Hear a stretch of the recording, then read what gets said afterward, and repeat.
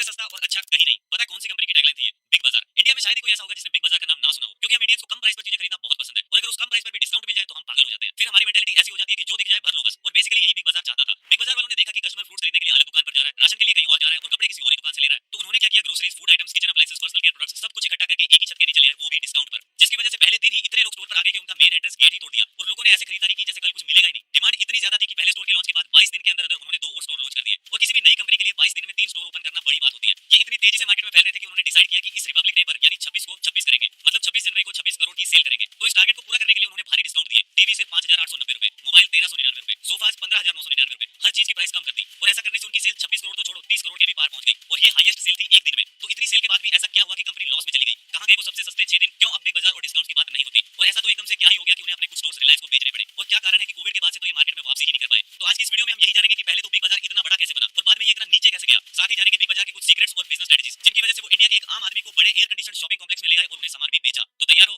चलो फिर। बिग बाजार के ओनर किशोर बयानी जी के बिजनेस को लेकर बहुत बड़े सपने थे, क्योंकि वो खुद एक बिजनेस फैमिली से आते हैं। उनके दादाजी का क्लोथिंग का बिजनेस था, इसीलिए वो बहुत छोटी उम्र से ही बिजनेस में इन्वॉल्व हो गए। बट जो चीज उन्हें बाकी फैमिली मेंबर से अलग बनाती है वो है उनका कुछ बड़ा और यूनिक करने का सपना, और इसी के चलते उन्होंने पेंटालून्स और बिग बाजार जैसी बड़ी कंपनीज बना दी। बिग बाजार की शुरुआत हुई थी 2001 में। उन्होंने अपना पहला स्टोर कोलकाता में ओपन किया था, और उसके बाद उन्होंने करीब 300 स्टोर्स ओपन कर दिए। तो ऐसे ही उनका एक स्टोर था सांगली में, जो महाराष्ट्र का ही एक टाउन है। अब उस सांगली के आसपास बहुत सारे विलेजेस थे जहां पर ज्यादातर फार्मर्स रहते थे। तो ऐसा ही एक शुगर केन फार्मर था जिसका नाम था मोहन जादव, और वो सांगली से 40 किलोमीटर दूर रहता था। अब ये जादव जी 55 साल के थे, और इनकी एक छोटी सी जॉइंट फैमिली थी 127 मेंबर्स की। और बिग बाजार कहता है कि हमारा अब तक का सबसे बड़ा कस्टमर है। तो बात है मंगलवार मार्च 2006 की, जब जादव जी अपनी वाइफ और कुछ फैमिली मेंबर्स के साथ अपनी कार में सवार होकर बिग बाजार के आउटलेट पर पहुंचे। फिर उन्होंने वहां शर्ट्स, धोती, साड़ी, शूज, टॉयज सब कुछ खरीदा। सामान इतना ज्यादा था कि कैश काउंटर पर 14 फीट लंबा बिल निकला, और जो टोटल अमाउंट उन्होंने पे की वो थी 1,37,367 रुपए। ये 2006 की बात है।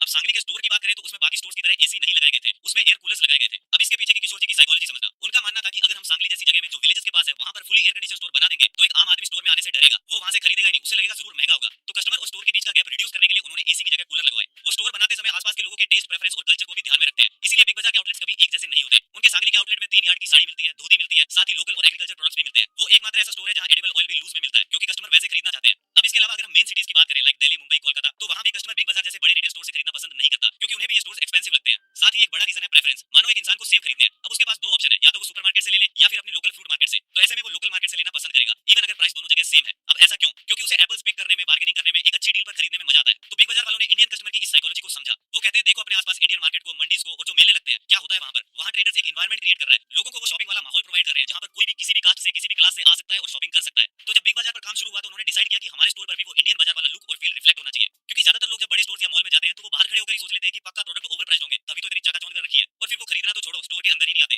इसीलिए बिग बाजार का शुरू से एम था कि उनका स्टोर इंडियन कस्टमर के लिए कंफर्टेबल हो, और यही किशोर जी की स्ट्रेंथ थी। एज ए रिटेलर वो 2 चीजों के बारे में बहुत क्लियर थे। पहली तो ये कि कभी भी फॉरेन कंसल्टेंट को हायर नहीं करेंगे, और दूसरी ये कि कस्टमर की बात मानेंगे, अपनी लाइक्स डिसलाइक्स उस पर नहीं थोपेंगे। उनका मैसेज सिंपल था कि हम कस्टमर को बहुत ज्यादा लेविश स्टोर नहीं दिखाएंगे, क्योंकि ऐसा करने से उसे लगेगा कि हम फालतू इंटीरियर पर खर्चा कर रहे हैं, जबकि हमें कंसंट्रेट करना चाहिए उसको वैल्यू प्रोवाइड करने में। तो ये वो सिंपल सा आइडिया था जिसमें बहुत पावर थी। जैसे कि जब वो स्टाफ के लिए यूनिफॉर्म डिजाइन कर रहे थे तो बहुत से लोगों ने कहा कि व्हाइट शर्ट लाओ, टाई लाओ, स्टाफ मेंबर स्मार्ट दिखने चाहिए। पर किशोर जी ने कहा नहीं, एक सेल्समैन कभी भी कस्टमर से स्मार्ट नहीं दिखना चाहिए। अगर कस्टमर ग्रेड 5 पर है तो सेल्समैन ग्रेड 4 पर दिखना चाहिए, ताकि कस्टमर सेल्समैन से कंफर्टेबली बात कर सके। इससे अच्छा इंटरेक्शन होता है और सेल्स भी बढ़ती है। अब कई बार आपने सुना होगा कि लोग कंप्लेंट करते हैं ये कह के कि बिग बाजार एक क्राउडेड प्लेस है, बट बहुत थोड़े से लोगों को ये समझ आया कि उसे जानबूझकर इस तरह से डिजाइन किया गया है कि स्टोर लोगों को भरा हुआ लगे, क्योंकि जब कोई शॉप खाली दिखती है तो लोग उसमें जाते ही नहीं है। और हम इंडियंस को भीड़ भाड़ पसंद है, जब तक धक्के वगैरह ना लगे, बातें बातें ना हो, खाना पीना ना हो, तब तक हमें शॉपिंग करने का मजा ही नहीं आता। इसीलिए शॉपिंग हमारे लिए एंटरटेनमेंट है। हम सिर्फ ट्रॉली में चीजें भरने थोड़ी जाते हैं, हम शॉपिंग को एंजॉय करने जाते हैं। तो अगर बिग बाजार की सक्सेस की बात करें तो वो बड़ी सेल्स फिगर्स या नंबर ऑफ स्टोर्स इन सब में नहीं है। उनकी सक्सेस इस चीज में है कि उन्होंने एक क्लासलेस स्टोर बना दिया जहां सोसाइटी का हर इंसान बाय कर सकता है। इसीलिए बिग बाजार एक ट्रू इंडियन सुपरमार्केट बन गया, जहां एक ही जगह पर आप सब कुछ डिस्काउंट पर खरीद सकते हो। अब ये बिग बाजार फॉरेन सुपरमार्केट से अलग कैसे है ये समझ लेते हैं। तो बेसिकली बाहर के जो स्टोर्स होते हैं वो एक ही फ्लोर पर सब कुछ रख देते हैं, और बिटवीन द रोज जो स्पेस होती है वो भी बहुत कम होती है, क्योंकि वहां पे मोस्टली लोग अकेले शॉपिंग करना पसंद करते हैं, और अकेला इंसान पतली सी जगह में शॉपिंग कर सकता है। पर ये चीज इंडिया में वर्क नहीं करती। यहाँ लोग पूरी फैमिली के साथ खरीदारी करने जाते हैं। हमें भाई पूरी जगह चाहिए कि 3-4 बंदे आराम से ट्रॉली लेके निकल सके।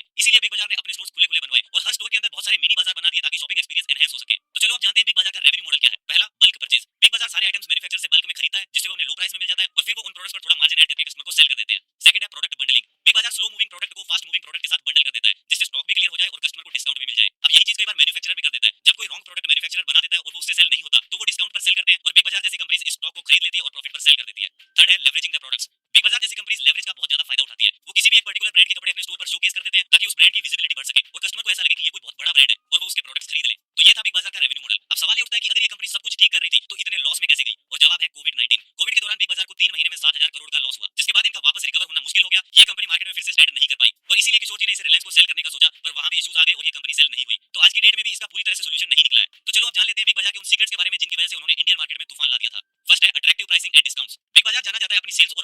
इवेंट्स के लिए, जैसे कि सबसे सस्ते दिन या महाबजट डेज। इन इवेंट्स पर सभी product range like groceries, electronics, clothing, हर चीज पर डिस्काउंट देखने को मिलता है। साथ ही उन्होंने लॉयल्टी प्रोग्राम्स लाइक बिग बाजार प्रॉफिट क्लब और डिजिटल वॉलेट लाइक फ्यूचर पे भी इंट्रोड्यूस किया। इन प्रोग्राम्स की वजह से कस्टमर को पॉइंट्स, कैशबैक्स, कूपन्स और वाउचर्स मिलते थे। इसके अलावा बिग बाजार प्राइस मैचिंग भी करता था ताकि कस्टमर को बेस्ट प्राइस पर प्रोडक्ट मिले। जैसे अगर कस्टमर को किसी और जगह सेम प्रोडक्ट कम प्राइस में मिल रहा है तो ये उस प्राइस को या तो मैच कर देते हैं या बीट कर देते हैं, ताकि कस्टमर को ये ना लगे कि उसने ओवर स्पेंड किया है। साथ ही बिग बाजार एक और चीज अच्छे से जानता है कि इंडिया में लोग फेस्टिव सीजन में दबा के शॉपिंग करते हैं, इसीलिए दिवाली, होली, ईद सभी मौकों पर भारी डिस्काउंट देखने को मिलते हैं। सेकंड है वैरायटी। बिग बाजार का प्लस पॉइंट ये है कि ये वाइड रेंज ऑफ प्रोडक्ट्स एक छत के नीचे प्रोवाइड कर देते हैं, जिससे टाइम और एफर्ट दोनों बच जाता है। एक चीज और जो आप नोटिस करोगे वो ये है कि इनके पास अलग अलग प्राइस पे एक ही कैटेगरी का प्रोडक्ट अवेलेबल होता है, ताकि ये कम बजट वाला इंसान भी खरीद सके और जो ज्यादा स्पेंड करना चाहता है वो भी खरीद सके। साथ ही इन्होंने व्हाइट लेबल ब्रांड्स भी इंट्रोड्यूस किए like FBB for fashion and clean made for household products. अब इनकी खास बात यह है कि इन पर्टिकुलर ब्रांड्स के प्रोडक्ट्स आप सिर्फ बिग बाजार से ही खरीद सकते हो। अब व्हाइट लेबल ब्रांड्स के साथ साथ बिग बाजार अपने स्टॉक में इंटरनेशनल और लोकल ब्रांड्स के प्रोडक्ट्स भी रखते हैं, ताकि लोग अपनी प्रेफरेंस के हिसाब से ग्लोबल या लोकल प्रोडक्ट खरीद सके। और वो इस बात का भी ध्यान रखते हैं कि प्रोडक्ट लेटेस्ट ट्रेंड्स और इनोवेशन के हिसाब से हो, ताकि कस्टमर का शॉपिंग एक्सपीरियंस फ्रेश हो और वो रिपीटेडली आता रहे। इसी चीज को एक लेवल अप करने के लिए बिग बाजार कुछ ब्रांड्स के साथ कोलैबोरेट करके एक्सक्लूसिव डील्स और लिमिटेड टाइम ऑफर्स लेकर आता है, जिससे वो एक फोमो और अर्जेंसी क्रिएट करते हैं ताकि कस्टमर फटाफट खरीद ले। थर्ड है स्टोर एक्सपीरियंस।